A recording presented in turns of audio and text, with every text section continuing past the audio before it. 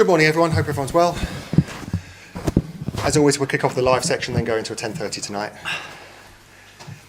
If cameras are ready at the back, we're all good. We'll kick off with Gail from Sky Sports. Good morning. Good morning.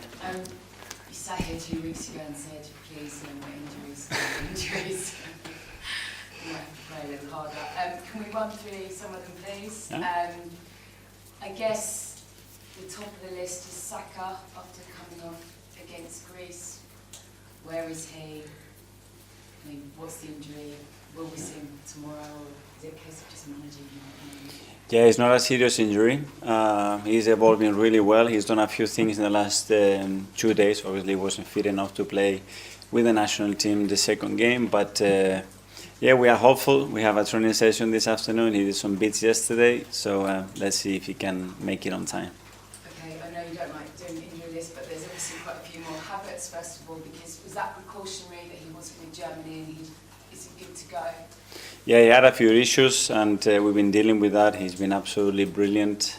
He has very good communication with the national team, with the manager, and they understood the situation. Obviously, we have modified everything that we could do here, and again, if he trains well today, he's got a good chance to be fit and available. Just want to ask you a bit about Kai Havertz. I sat down with him a couple of weeks ago, and he talked about the Bournemouth game and the moment when Odegaard handed him the ball, and I think Odegaard described it as a beautiful moment, and you said, I believe this is the start of something, and he said from that day onwards, it sort of flicked a bit of a switch in his brain, and it gave him a level of confidence that he's been able to sort of move on and grow as a player and a person. And I wondered, the biggest change you've seen in him in that time, did you ever imagine he'd get to this point from the point of where he was?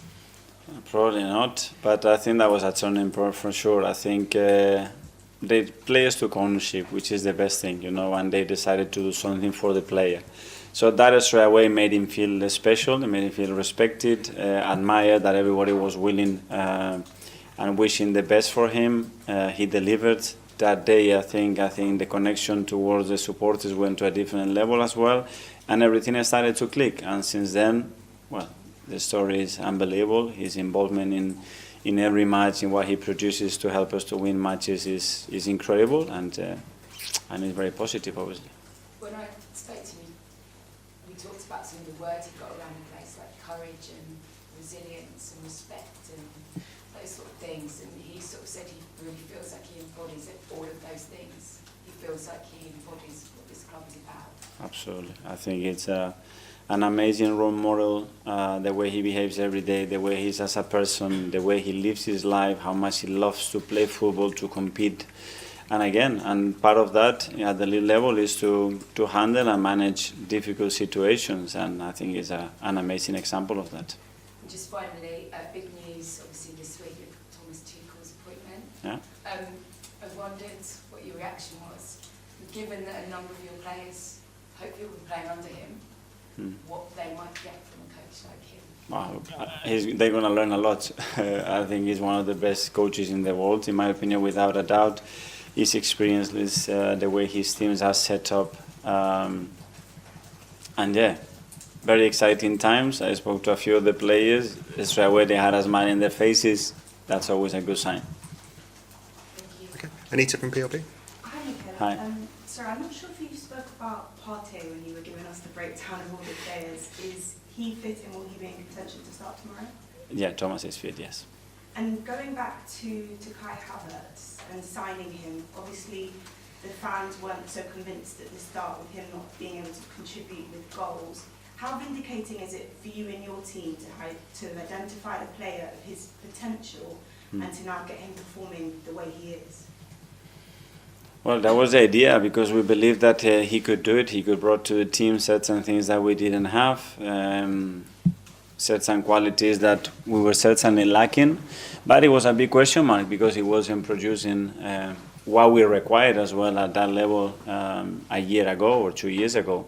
But we believe with changing the environment could affect him in a really positive way. Every conversation that we had with him, it was very reassuring that, yeah, you have a player that is going to try his very best to try to accomplish the objectives, and then you have to make it work. And It was a difficult start, and at the moment we are in a great place. Your defence has had so much plaudits both this season and last season, but you haven't managed to keep the clean sheet in the last 3 Premier League games. Are you concerned about that? Well, especially the way we concede certain goals with the little things that we have conceded to concede those goals. So there are room for improvement there. It's about being very consistent and making sure that we play with that level of urgency and cohesion and focus in every action, because in the last few games, especially at home, the way we conceded the goals, I wasn't very happy about. And finally, for me, Bournemouth, a different perspective this season without Dominic Solanke. Only 2 wins so far from the opening games, but what do you feel is their biggest threat? Well, that they are very well coached, they are super intense team, really, really competitive, very clear idea what they want to do it. They should have very different results, in my opinion, to some of the things that they have, especially against the big teams and away from home. But yeah, it's going to be a big challenge. As the international break, going to a place like them, with the courage, with the intensity, with the purpose that they play, we have to be at our best tomorrow. Thank you. Ian Talksport. Mikel, how Hi, are you? yeah, good, thank you. Thomas Tuchel, you described as one of the best managers in the world when asked about getting the England job. Pep Guardiola was linked with it as well, another one of the best managers in the world. Is it, for you, what does it say about the coaching by English coaches in this country that they couldn't find an English coach to rival those two? I understand the opinions and the feelings, obviously, but that's a responsibility for the FA to say, okay, the first filter is only English managers, or the filters is any manager from any country, and we select the best for the moment that we are in right now. And I understand that it can feel sad for some people not to have an English manager there, and the history tells you as well how important this could be. But I think I would take a lot of pride that a lot of managers, a lot of people would do anything to become the England manager. And that's related to, as a foreigner, how we are treated in this country. You know, how much we love the passion, the respect, the history, and the way things are done in this country. And that's some stage, and I can say personally, that you feel so related to where you are, even you are not from here. And I think that's a huge thing that I think very little countries can say that. I mean, you've been in so long that you're kind of English. If one day... Certainly, I look English, especially in July. If one day you were to be an international manager, would Yeah. you say to yourself, because I'm Spanish, I only want to manage Spain? Or No. would you... No, I tell you right now, you know, the feeling that I have, for me, this is like home. I've been here 22 years. You know, and I have that feeling towards it because I always feel respected. You know, I always feel welcome, and I always feel inspired by this country, by the legacy and the history of football, and how you get treated daily. And that's something that, as a country, I think you guys have to be so proud about. Finally, it's a long way down the line, but maybe one day Jack Wilshere could be an England manager. You brought him into the coaching staff here. You played with We, not me. We did it as a club, and I think it's been phenomenal. Yeah. How good is he? And if reports are to be believed, he might be heading for a new challenge. How good can he be? He's been great. Obviously, everybody knows about the career, about his character, and he's a really special personality, you know. And his attachments to the football club is unique. He had it. He has this aura, his charisma, his way to connecting with the club and the people, and since he came here, he had a real impact because he's been an inspiration for the kids because of his history with the club and the way he did it, in the manner that he did it, and what comes next, that's his decision and the club as well. Art, Athletic. Hi, Mikel. I was just wanting to take you back to something you said in pre-season about almost sequencing kind of game plans for specific opponents that come up that's similar to each other in a period of time. And I found it interesting at the time. I was just wondering if that's actually been able to come into play this season and how that's kind of gone.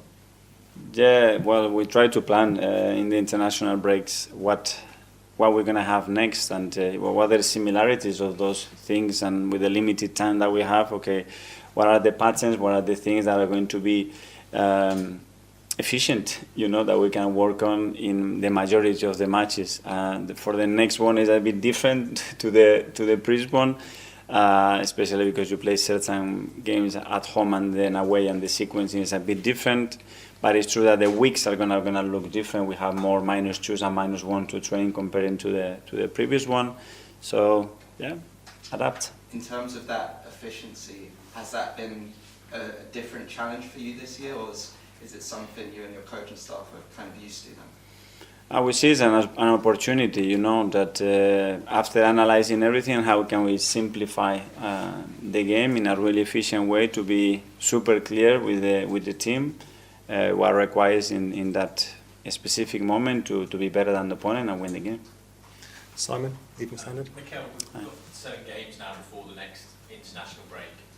With Martin, are you confident that at some point during these 7 games you'll get him back playing? Yes, hopefully, yes. And just on Tomiyasu as well, it's been reported he picked up an issue in that Southampton game.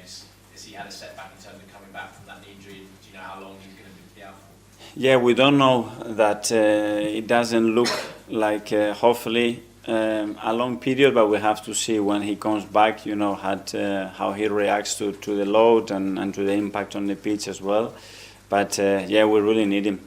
He's been incredible. He's worked right the amount of hours that he's put in to get back. He did it, and he was in great shape. And now he's got something else again. But we are all behind him. He needs our support, and hopefully he will be fine. Okay, finally the live section to James, the SPL. If they confirmed that they spoke to about 10 candidates for the job, many of them were back in August.